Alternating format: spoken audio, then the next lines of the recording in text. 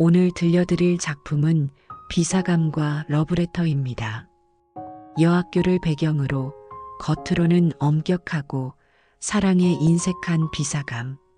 하지만 마음속 깊은 곳에서는 사랑을 목말라 하고 있었습니다. 학생들 사이로 오가는 비밀스러운 러브레터 속에서 설렘과 긴장이 교차하며 작은 사건들이 이어집니다. 그리고 마지막, 독자도 상상하지 못한 반전이 기다리고 있습니다. 지금 그 숨겨진 이야기 속으로 함께 들어가 보시죠. 사감과 러브레터. 시 여학교에서 교원 겸 기숙사 사감 노릇을 하는 여사라면 딱장되어 독신주의자여 찰진 야속꾼으로 유명하다. 40에 가까운 노처녀인 그는 주근깨 투성이 얼굴이 처녀다운 맛이란 약에 쓰려도 찾을 수 없을 뿐이고 시들고 거칠고 마르고 누렇게 뜬 품은 곰팡스른 굴비를 생각나게 한다. 여러 겹주름이 잡힌 헐렁 벗겨진 이마, 숱이 적어서 법대로 쪽지거나 틀어 올리지 못하고 그냥 엉성하게 빗겨 넘긴 머리꼬리, 뒤통수에 염소 똥만하게 붙은 것이라든지 벌써 늙어가는 자취를 감출 길이 없었다. 뾰족한 입을 앙다물고 돋보기 너머로 쌀쌀한 눈이 노릴 때엔 기숙생들이 오싹하고 몸서리를 칠 만큼 그는 엄격하고 매서웠다. 이 여사가 직업을 하듯 싫어하고 미워하는 것은 소위 러브레터였다. 여학교 기숙사라면 의뢰이 그런 편지가 많이 오는 것이지만 학교로도 유명하고 또 아름다운 여학생이 많은 탓인지 하루에도 몇 장씩 죽느니 사느니 하는 사랑 타령이 날아들어왔다. 기숙생에게 오는 사신을 일일이 검사하는 터이니까 그따위 편지도 물론 여사의 손에 떨어진다. 달착지근한 사연을 보는 족족 그는 더할 수 없이 흥분되어 얼굴이 불그락 푸르락 편지 든 손이 발발 떨리도록 성을 냈다. 아무 까닭 없이 그런 편지를 받은 학생이라면 그야말로 큰 재변이었다. 하악하기가 무서웠게 그 학생은 사감실로 불리어 간다. 분해서 못 견디겠다는 사람 모양으로 새근새근하며 방안을 왔다 갔다 하던 그는 들어오는 학생을 잡아먹을 듯이 노리면서 한 걸음 두 걸음 코가 맞닿을 만큼 바싹 다가들어서 딱 마주선다. 웬 영문인지 알지 못하면서도 선생의 기색을 살피고 겁부터 집어먹은 학생은 한동안 어쩔 줄 모르다가 간신히 모기만한 소리로 저를 부르셨어요? 하고 묻는다. 그래, 불렀다. 왜? 팍 무는 듯이 한마디 하고 나서 매우 못마땅한 것처럼 교의를 우당퉁탕 당겨서 철썩 주저앉았다가 학생이 그저 서 있는 걸 보면 장승이냐, 왜 앉지를 못해? 하고 또 소리를 빽 지르는 법이었다. 스승과 제자는 조그마한 책상 하나를 세에 두고 마주 앉는다. 앉은 뒤에도 내 죄상을 내가 알지 하는 것처럼 아무 말 없이 눈살로 쏘기만 하다가 한참 만에야 그 편지를 끄집어내어 학생의 코앞에 동댕이를 치며 이건 누구한테 오는 거냐? 하고 문초를 시작한다. 앞장에 제 이름이 쓰였는지라 저한테 온 것이야요. 하고 대답 않을 수 없다. 그러면 발신인이 누구인 것을 채쳐 묻는다. 그런 편지의 항용으로 발신인의 성명이 똑똑치 않기 때문에 주저주저하다가 자세히 알 수 없다고 내대일 양이면 너한테 오는 것을 내가 모른단 말이냐? 고 불호령을 나린 뒤에 또 사연을 읽어보라 하여 무심한 학생이 나직나직 하나마 꿀 같은 구절을 입술에 올리면 비여사의 역정은 더욱 심해져서 어느 놈의 소위인 것을 기어이 알려한다. 기실 보도 듣도 못한 남성의 한 노릇이요. 자기에게는 아무 죄도 없는 것을 변명하여도 곧이 듣지를 않는다. 바른대로 아뢰어야 망정이지. 그렇지 않으면 퇴학을 시킨다는 둥. 제 이름도 모르는 여자에게 편지할 리가 만무하다는 둥. 필연 행실이 부정한 일이 있었으리라는 둥. 하다못해 어디서 한번 만나기라도 하였을 테니 어찌해서 남자와 접촉을 하게 되었느냐는 둥. 자칫 잘못하여 학교에서 주최한 음악회나 바자에서 혹 보았는지 모른다고 졸리다 못해 주어댈 것 같으면 사내에 보는 눈이 어떻더냐, 표정이 어떻더냐, 무슨 말을 건네더냐, 미주알 고주알 캐고 파며 얼르고 볶아서 넉넉히 10년 감수는 시킨다. 2시간이 넘도록 문초를 한 끝에는 사내란 믿지 못할 것, 우리 여성을 잡아먹으려는 마귀인 것, 연애가 자유이니 신성이니 하는 것도 모두 악마의 지어낸 소리인 것을 입에 침이 없이 열에 띄어서 한참 설법을 하다가 닦지도 않은 방바닥, 침대를 쓰기 때문에 방이라 해도 마룻바닥이다. 내 그대로 무릎을 꿇고 기도를 올린다. 눈에 눈물까지 글썽거리면서 말끝마다 하느님 아버지를 찾아서 악마의 유혹에 떨어지려는 어린 양을 구해달라고 뒤삼고 곱삼는 법이었다. 그리고 둘째로 그가 싫어하는 것은 기숙생을 남자가 면회하러 오는 일이었다. 무슨 핑계를 하는지 기어이 못 보게 하고 만다.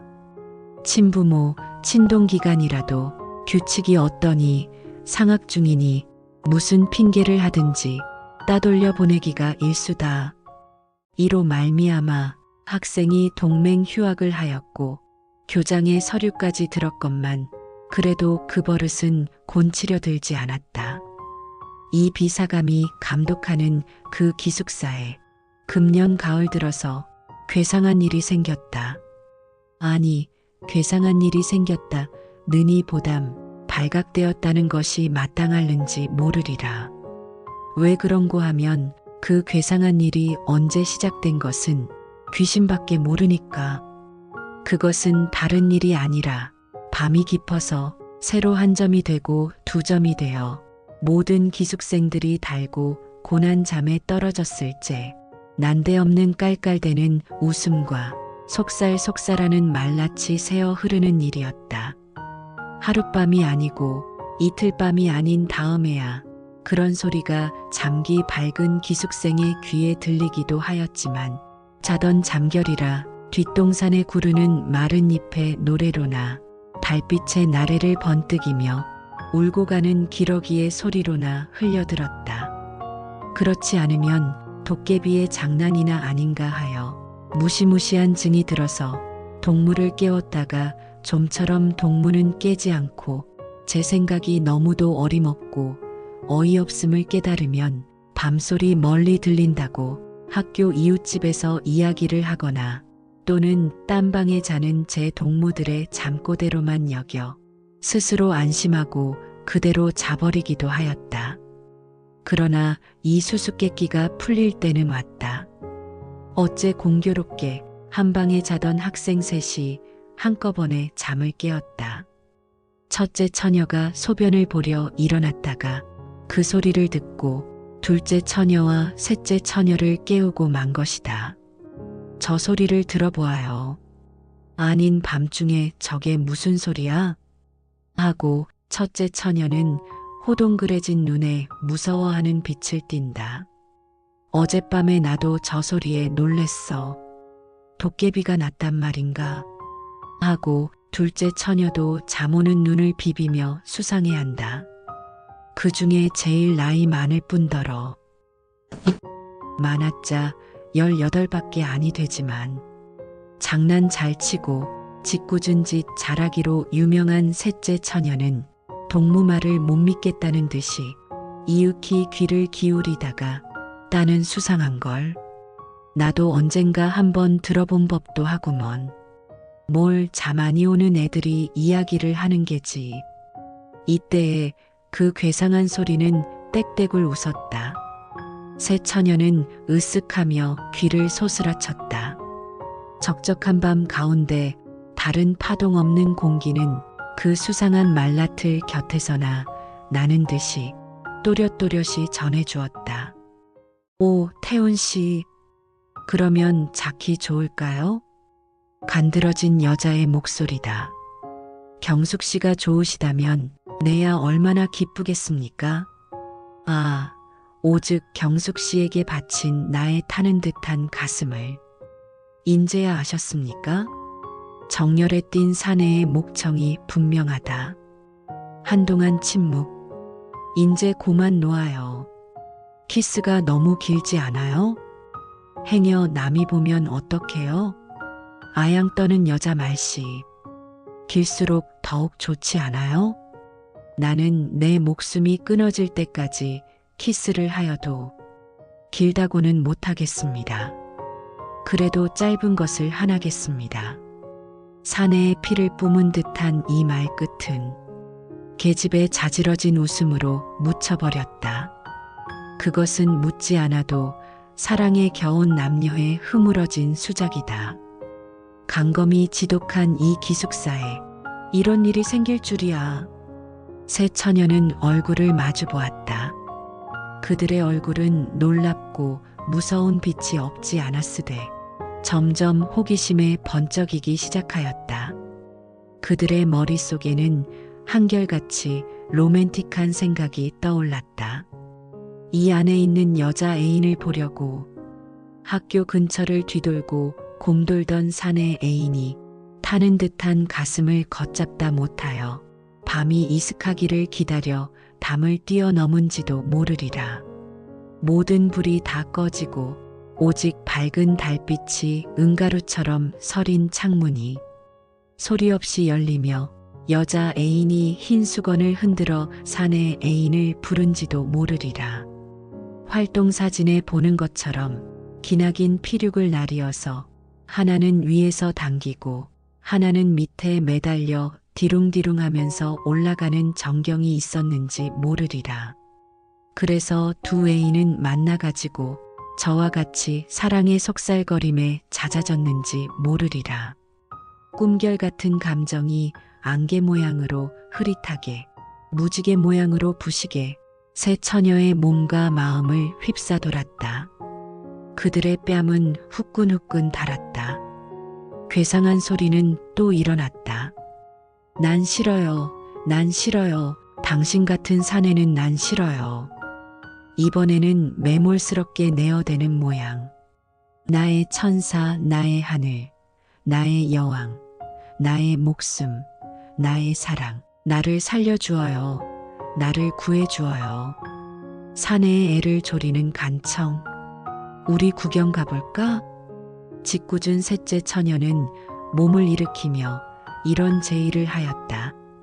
다른 처녀들도 그 말에 찬성한다는 듯이 따라 일어섰으되 의아와 공구와 호기심이 뒤섞인 얼굴을 서로 교환하면서 얼마쯤 망설이다가 마침내 가만히 문을 열고 나왔다.